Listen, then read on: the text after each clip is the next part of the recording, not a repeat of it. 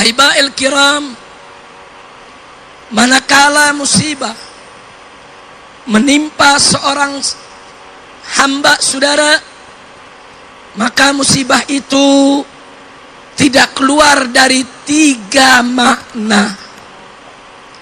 Yang pertama, manakala musibah tersebut mengenai orang yang beriman kepada Allah, menimpa orang yang bertakwa kepada Allah, menimpa orang yang takut kepada Allah, maka musibah tersebut tidak lain dan tidak bukan merupakan mihnah, merupakan imtihan, merupakan ujian bagi yang bersangkutan saudara.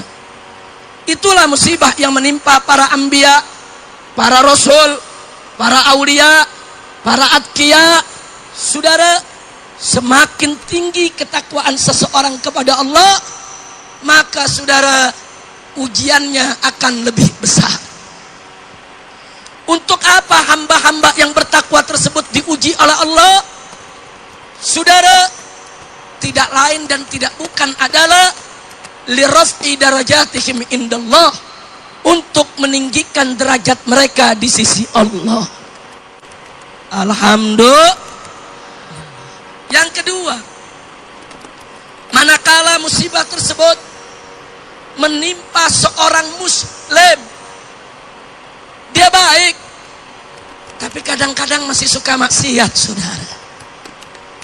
Dia sholat, cuman sekali-sekali suka ditinggal saudara. Secara baik, tapi kadang-kadang dia masih terjebak dalam dosa saudara. Jenis manusia yang seperti ini, manakala dia mendapatkan musibah dari Allah, maka musibah tersebut adalah indar, yaitu peringatan.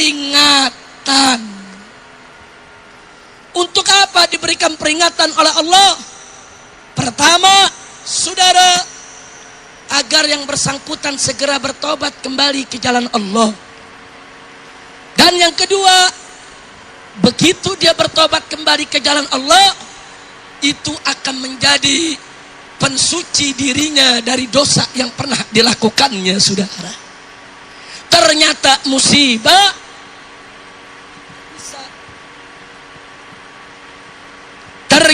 musibah itu bisa menghapus dosa.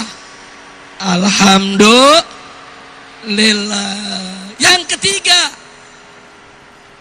manakala musibah tersebut menimpa orang yang tidak ada kebaikan dalam dirinya sudah, selalu maksiat kepada Allah, selalu durhaka kepada Allah, tidak mau taat, hidupnya bergelimang tiada hari tanpa dosa, seperti orang-orang munafik, orang-orang musyrik, orang-orang kafir, orang-orang yang mufsidin saudara.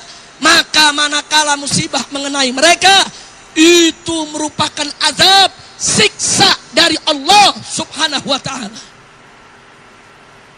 Jadi kalau kita mau tahu, manakala musibah menimpa kita, kita mau tahu ini ujian atau peringatan atau azab, maka periksa diri kita masing-masing saudara. Kalau kita termasuk golongan yang sholihin, masuk golongan atqiya, masuk golongan asfiya, maka itu merupakan ujian tentunya. Tapi kalau kita termasuk golongan muslim yang baik, tapi kadang-kadang masih suka berbuat maksiat, sekali-kali masih suka berbuat munkar, maka saudara ketahuilah, kalau itu merupakan peringatan buat kita agar kita tidak mengulanginya, supaya kita segera bertobat sehingga dosa kita diampuni oleh Allah subhanahu wa ta'ala.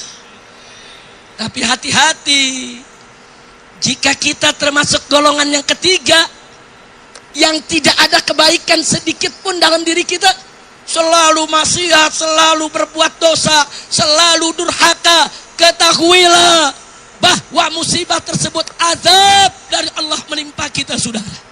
Masih untung kalau kita masih dipanjangkan umur oleh Allah, hingga kita masih punya kesempatan untuk bertaubat, untuk memperbaiki diri. Tapi bagaimana nasib kita manakala kita bergelimang maksiat, bergelimang dosa, musibah datang mencabut kita punya nyawa, mati dalam keadaan su'ul khatimah. Na'udzubillah min dzalik.